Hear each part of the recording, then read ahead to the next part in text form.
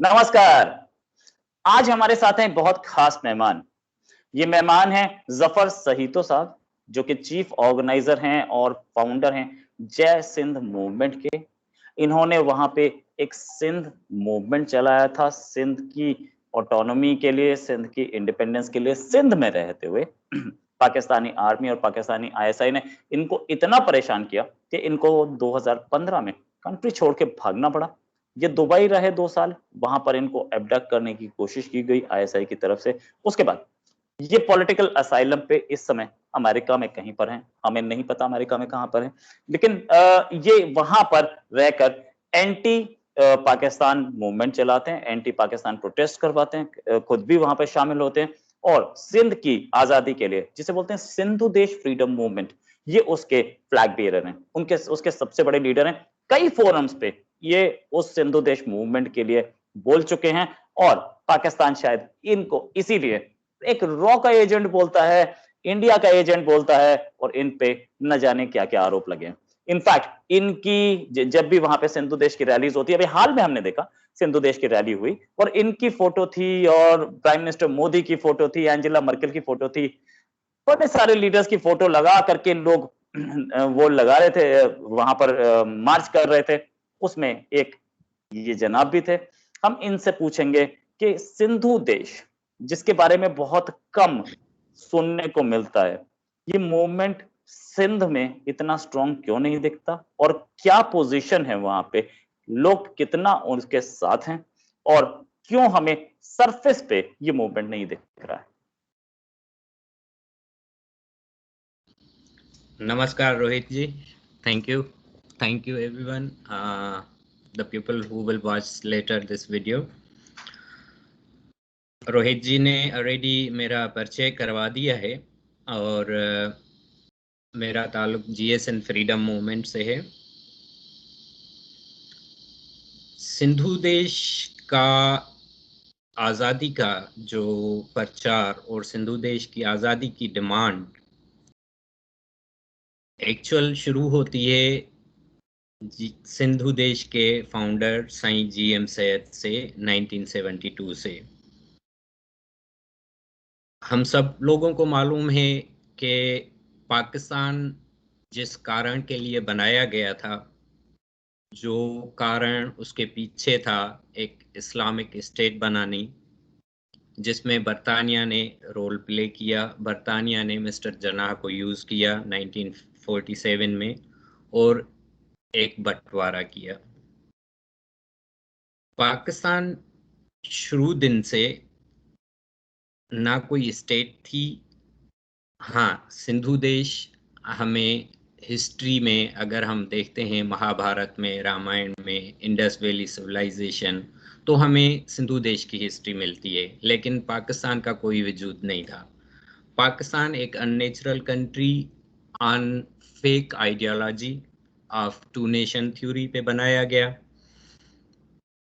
सिंधियों ने जब पाकिस्तान के साथ पैक्ट किया, जिसको रेजोल्यूशन ऑफ 1940, जिसको करारदाद पाकिस्तान कहा गया, लेकिन वो करारदाद पाकिस्तान नहीं थी, but it was Lahore declaration, जिसमें ये क्लियर लिखा हुआ था कि सिंधु देश, सिंध और बाकी जितने भी सूबे हैं, तो वो अपनी अलग आज़ाद रियासतें होंगी।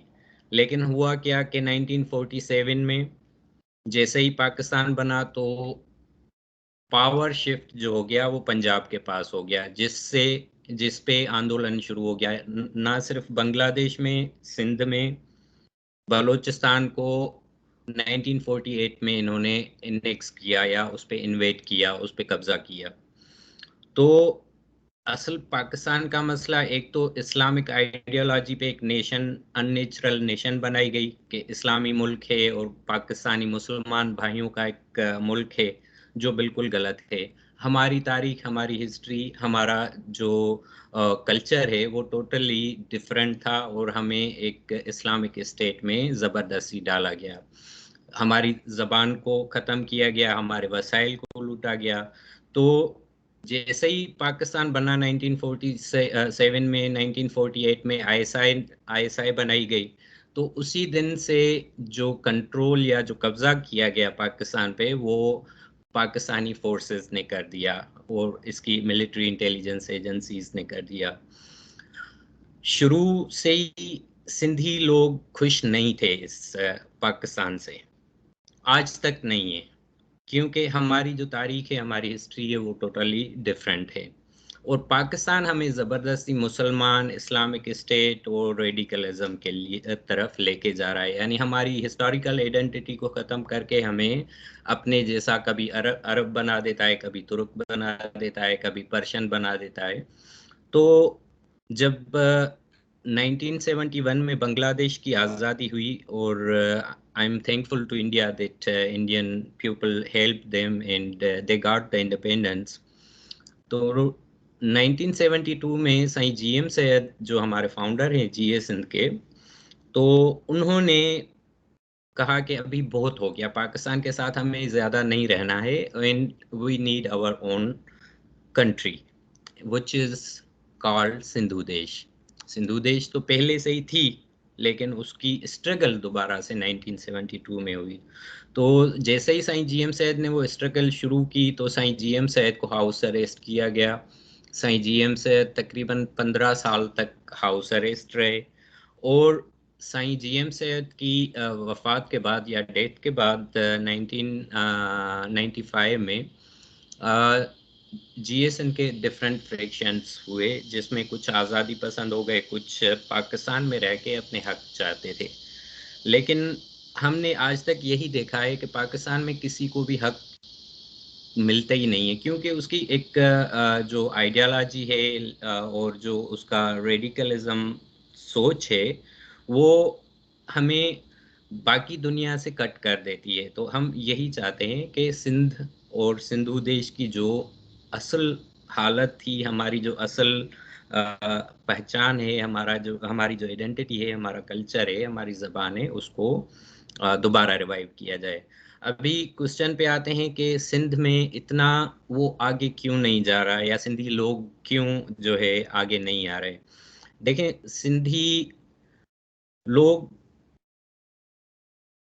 जब आप पावर में नहीं होते ना, जब पावर आर्मी के पास होती है, और वो भी आर्मी ऐसी जो पूरी दुनिया को अपनी उंगली पे नचा रही हो because of their terrorist elements, तो आज तक सिंध में जिसने भी आज़ादी का आवाज़ उठाया है या सिंध में आज़ादी के लिए जदोजहद की है, या उसको मारा गया है, या उसको अबडक्ट किया गया है, या मिसिंग है, अभी तक हमारे hundreds of thousand people are missing.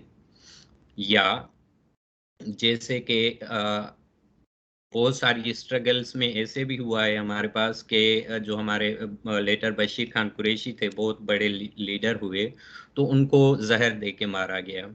Sai Abdul Wahid are sir हो, तो ये जो है जो एक खौफ है, और खौफ भी ऐसी रियासत से जो पूरी दुनिया को, ऐसी एजेंसी से जो पूरी दुनिया को अपनी उंगली पे नचा रही है। अभी आप अफगानिस्तान में देखें या उसामा बिन लादेन का वाकया देखें, इंडिया में टेररिज्म देखें जितना हुआ है, तो हम सिंधी अभी उस स्ट्रेंथ में नहीं है कि हम ऐसी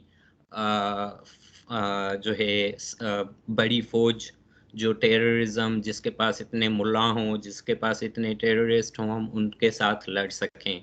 इसी वजह से वहाँ पे इतना मूवमेंट का असर नहीं है।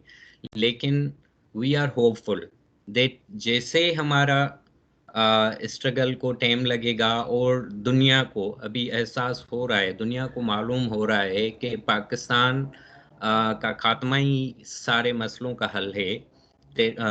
उसमें जो भी इकोनॉमिकल इश्यूज हैं, जो भी टेररिज्म है, जो भी चीज़ें हैं, तो hopefully coming 4-5 years 10 years there will be revival of our struggle in more directions. कितना सपोर्ट है आप, कितना सपोर्ट है? क्योंकि हमने देखी है रैलीज जहां पे प्राइम मिनिस्टर मोदी की फोटो लेकर के लोग प्रोटेस्ट कर रहे थे, या दूसरे वर्ल्ड के लीडर्स की, आपकी भी फोटो लेकर प्रोटेस्ट हो रहा था। कितना सपोर्ट है सिंध में इस सिंधु देश मूवमेंट को? भले ही वो ओपन में ना आते हो, डरते हो आर्मी से, आईएसआई से, लेकिन कितना सपोर्ट है? हमारे हमारे जितने भी लोग अभी अभी सिंध में जो जीएसएन फैक्टर के साथ हैं, जीएसएन जो है मूवमेंट के साथ हैं, आप ऐसा समझें कि 50 to 60% पॉपुलेशन वो इस आइडियोलॉजी पे है। लेकिन क्या है कि गवर्नमेंट का प्रेशर है, और सिंध सिंध में जो, क्योंकि सिंध प्रोविंस है अभी अंडर सेंटर, ठीक है, पाकिस्तान का प्रोविंस है, तो सिंध में ये लोग ऐसे प्ले करते हैं कि हमारे सिंधी अपने, इनके जो वफादार हैं, जो बूट चाटने वाले हैं, जैसे पाकिस्तान पीपल्स पार्टी हो गई या दूसरे ग्रुप्स हैं, वो सिंधी हैं। तो वो हमें इस तरह से कंट्रोल कर रहे हैं कि हमारी जितनी भी अपने एक फ्यूडलिज्म का सहारा लेके उनको हमारे ऊपर बिठाया हुआ है। तो इस मूवमेंट को आगे जाने में, इस मूवमेंट को स्ट्रांग होने में, ग्रास रूट से उठने में लाजमी बात है टाइम लगेगा। हमें अभी सबसे ज्यादा जो डिफिकल्टी हो रही है वो हमारे ऊपर पाकिस्तान पीपल्स पार्टी है, जिसको लीड सिंधी फ्यूडल्स कर रहे हैं। जैसे हमारे पास जमायत इस्लामी है, जो इस्लामिक जो है एक ऑर्गेनाइजेशन है, उनकी बहुत ज्यादा प्रेजेंस है। तो एक तो आपके सामने फ्यूडलिज्म आ गया, दूसरी तरफ आपके सामने कम्युनिज्म एंड सेक्युलर थॉट आ गई, तीसरा आपके पास रेडिकल एलिमेंट्स आ गए। तो उसी वजह से एक कन्फ्यूजन और एक स्ट्रगल को वो अपर लेवल नहीं मिल रही है। लेकिन मुझे ये मालूम है कि सिंध के लोगों में, सिंध के जितने भी लोग हैं, उनके अंदर जो डीएनए है वो वही है कि हम आज़ाद, अपनी खुद मुख्तियार जो हमारी हिस्टोरिकल आइडेंटिटिकल सिंधु देश है, हम उसकी तरफ जाएं। बाकी देखें, दुनिया में जहां भी इनकलाब आया है या आज़ादी हुई है, जैसे मिसाल के तौर पर आप सुभाष चंद्र बोस का मिसाल ले लें। सुभाष चंद्र बोस जी ने जब स्टार्ट किया तो उसके साथ कितने लोग थे? कम लोग थे। या आप क्यूबा का ले लें, या होचीमन का आप मिसाल ले लें। होचीमन ने जब स्ट्रगल शुरू की, उसके साथ कितने लोग थे? तो these things will go on always. जो रिवॉल्यूशन होता है, जो फ्रीडम स्ट्रगल होती है, वो कुछ लोगों से स्टार्ट होती है, और ये एक नस्लों का एक जदोजहद होती है, नस्लों की जदोजहद होती है। जस्ट वन डे कोई, हाँ, कोई ऐसा अगर वर्ल्ड में वबाल आ जाए, कोई ऐसी सिचुएशन बन जाए, और कोई महाभारत हो जाए, तो तब जाके जल्दी में कोई कंट्रीज बन जाएं, या नए बॉर्डर बन जाएं, या फ्रीडम मिल जाए। बाकी जो आप जब रियासत के सामने या रियासत के साथ जो स्ट्रगल करते हैं, उसमें लाजमी टाइम लगता है। But we are hopeful that we will go on the things. Right, you hopeful, no doubt. और हमने देखा, अगर अगर इतना परसिक्यूशन है तो ये रैलीज कैसे हो रही, कितने फियर के अंडर ये रैली होती हैं? जो रैली हमने अभी जनवरी में देखी थी, लोग मोदी की फोटो, तो देखें मोदी की फोटो लेकर चले तो प्रॉब्लम तो होनी चाहिए पाकिस्तान में। देखें, फेयर है, फेयर भी है, अटैक्स भी होते रहते हैं। मिसाल के तौर पर मैं अभी ये गुज़िश्ता 2-3 साल में 2-3 ईयर की मैं बात बताऊं कि जो सिट इन प्रोटेस्ट हैं, उनके ऊपर भी अटैक्स होते रहते हैं, और आर्मी डायरेक्ट अटैक भी करती है, और इन जो इनके पाले हुए दहशतगर्द हैं, एलिमेंट्स हैं, टेररिस्ट हैं, उनके थ्रू भी अटैक्स करवाती हैं बाकायदा। जमीयत की और जैश मोहम्मद की, अभी तो ये जो है लश्कर तैयबा, इन सब की बाकायदा परेड होती है वहां पे। सिंधियों में, सिंध में खौफ फैलाने के लिए बाकायदा उनकी हथियारों की नुमाइश होती है, और रैलियां निकलती हैं उनकी, just to spread the fair. अच्छा, अभी जो रियासत ने एक नया काम किया है वहां पे कि 34,000 मदरसे बनाए हैं। 34,000 मदरसे in Sindh only. In each city, each village you will find a madrasa, और बाकायदा इनको आईएसआई सपोर्ट कर रही है। वहां पे कौन कौन तैयार हो रहे हैं? यही तालिबान तैयार हो रहे हैं छोटे बच्चों को। अच्छा, मिसाल के तौर पर सिंध जो है 65% कंट्रीब्यूट करता है पाकिस्तान के इसमें रेवेन्यू जनरेशन में। 75% सिंध नेचुरल गैसेस और नेचुरल रिसोर्सेज प्रोड्यूस करता है, लेकिन सिंध के लोगों को ना पानी साफ मिलता है, ना खाने के लिए कुछ मिलता है। 2018 की रिपोर्ट आप यूएनओ की देख लें, उसमें लिखा हुआ है कि सिंध में जो बच्चे हैं वो भूख और पानी की कमी की वजह से जो है अफ्रीका से भी ज्यादा खतरनाक सिचुएशन में है। तो एक ऐसा साइकिल बनाया हुआ है रियासत ने, आईएसआई ने और पाकिस्तानी एजेंसीज ने, कि एक तरफ तो हमारे ऊपर फ्यूडल्स बिठाए हुए हैं, जागीरदारा निजाम बनाया हुआ है हमारे ऊपर, और दूसरी तरफ तालिबानाइजेशन भी कर रहे हैं, और तीसरी तरफ सिंध के वसाइल को लूट भी रहे हैं। तो उस सारे चक्कर व्यू में फंस कौन रहा है? Sindhi people, Sindhi nation. Sindhi people know that हमारे जितने भी रिसोर्सेज हैं वो पंजाब लेके जा रहा है, जैसे उन्होंने बांग्लादेश के साथ किया था।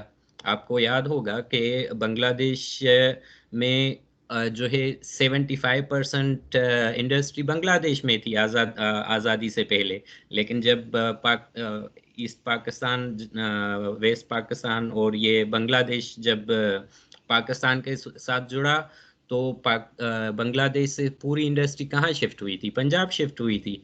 ऐसे ही हमारे पास से पूरी इंडस्ट्री, सिंध की जो हेवी इंडस्ट्री थी, वो कहाँ मूव हो गई है? पंजाब में मूव हो गई है। हमारे नेचुरल रिसोर्सेज जो एक्सट्रैक्शन होती है वो पूरी सिंध से निकल के कहाँ जाके पहुंचती है? पंजाब पहुंचती है। तो ये हमारे यानी सिंधु दरिया, हम सिंध की धरती जो है सिंधु दरिया पे हैं, लेकिन हमें पानी साफ पीने का नहीं मिलता है। तो these are few things which are bringing more aggression in the people, and with the time the struggle will go strong. Right. आपसे एक आखिरी क्वेश्चन पूछ रहा जी। हूँ। हमने देखा है, एक दो नहीं, कई रैलीज देखी हैं इस सिंधु देश के फेवर में, और ये मूवमेंट एक जगह से नहीं, कई जगह से चल रहा है, सिंध में अपने अंदर भी चल रहा है। क्या लगता है आपको, इस मूवमेंट का फ्यूचर क्या रिवोल्ट होगा, अपराइजिंग होगी, या ऐसे ही पाकिस्तानी आर्मी वहां के लोगों को मारती रहेगी और लोग मरते रहेंगे? देखें, किसी भी खित्ते में या किसी भी रीजन में जब इनकलाब आता है, आज़ादी होती है, उसके दो फैक्टर्स मोस्टली होते हैं। एक फैक्टर होता है कि आप from the grass roots, from inside कोई रेवोल्यूशन या आज़ादी की तहरीक ऊपर बढ़ के उभर के आ जाए और नतीजे दे। दूसरा तरीका ये होता है कि जब for example first world war हुई, सेकंड वर्ल्ड वॉर हुई, तो क्या होता है कि जब ब्लॉक्स बनते हैं और इंटरनेशनल लेवल पे अगर कंट्रीज में और ब्लॉक्स बनते हैं, डिफरेंट जो है अपराइजिंग होती है, तो उसमें भी कभी कभी क्या होता है कि जो ऐसे लोग या ऐसी रीजन या ऐसी रेसेस जो आज़ादी चाहते हैं, उनको आज़ादी मिल जाती है। तो अभी जो करंट सिचुएशन जा रही है, मिसाल के तौर पर वेस्ट वर्सेस चाइना, क्योंकि चाइना अभी पाकिस्तान ने सिंध जो है चाइना के हवाले किया हुआ है मोस्टली। तो सिंध की जो स्ट्रेटेजिकल लोकेशन है, ज्योग्राफिकल जो लोकेशन है, वो बहुत इम्पॉर्टेंट है। सिंध और खास करके बलूचिस्तान दोनों की जो स्ट्रेटेजिक लोकेशन है, जो भी पावर सिंध और बलूचिस्तान को कंट्रोल करेगा वो पूरी दुनिया पे रूल करेगा, क्योंकि हमारा जो मेन रूट है सी वाटर का, इंडियन ओशन का, और सेंट्रल एशिया से लेके ईस्ट एशिया तक जितना भी रूट जाता है, तो अगर वेस्ट अमेरिका, भारत और जो दुनिया के सिविलाइज नेशंस हैं, अगर उन्होंने कोई स्ट्रांग मूवमेंट, स्ट्रांग कन्फ्रंटेशन की चाइना और पाकिस्तान और ये रेडिकल फंडामेंटलिस्ट जो तालिबान से इनके खिलाफ, तो आई थिंक उसमें चांसेस हैं कि सिंध और बलूचिस्तान और या जो बाकी सप्रेस्ड नेशन है इस रीजन की वो आज़ादी ले लें। अगर ये नहीं है तो हमारी जो स्ट्रगल है, हमारी स्ट्रगल लाजमी बात है वो स्लो प्रोसेस में चलेगी, क्योंकि हमारे पास ना उस लेवल के वसाइल हैं, ना उस लेवल की हमारे पास रिकग्नाइजेशन है। बांग्लादेश कभी भी आज़ाद नहीं होता अगर वो उस टाइम इंडिया मदद ना करता बांग्लादेश की। तो सेम वे में मेरे ख्याल में कि it is responsibility and as a civilised people of India, we are Sindhi, the Sindh is mother of India. Sindh and Hind is the same thing. It is not something different. When I say namaskar, this was started from Sindh, and it is Hind and Sindh, Indus Valley civilization, Mahabharata. We are the same, So it is responsibility on India also that when British played against India, India must come forward now, and India has capability. India has that power that India can be savior of this region, savior of historical nations and the countries which are now under threat and are on verge of dying in the hands of Pakistan and Taliban and radical elements. ये ना सिर्फ हमारे लिए अच्छा होगा, India के लिए भी अच्छा होगा, वेस्टर्न कंट्रीज के लिए भी अच्छा होगा, अमेरिका के लिए भी अच्छा होगा, सिविलाइज्ड नेशंस के लिए बहुत एक अच्छा यानी जो है, अगर सिंध और बलूचिस्तान और इस खिते के पश्तून जो हैं अगर ये आज़ाद हो जाते हैं तो ये बहुत एक अच्छा होगा। तो अगर ऐसी सिचुएशन बन गई अभी तो we are hopeful that within 4-5 years Sindh is going to be independent. अगर नहीं तो हमारी तो स्ट्रगल लाजमी बात है, आपको मालूम है आज़ादी की स्ट्रगल सालों तक चलती है, 100 साल तक चलती है, 200 साल तक चलती है, तो we will keep our struggle.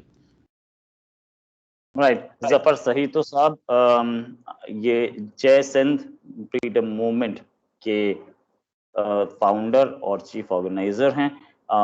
इन्होंने हमें बताया कि क्या सूरत हाल है सिंधु देश मूवमेंट की। सिंधु देश मूवमेंट मतलब सिंध की आजादी के लिए जो मूवमेंट चल रहा है, और इस मूवमेंट को UNPO यानी कि unrecognised peoples and nations organisation भी रिकॉग्नाइज करती है।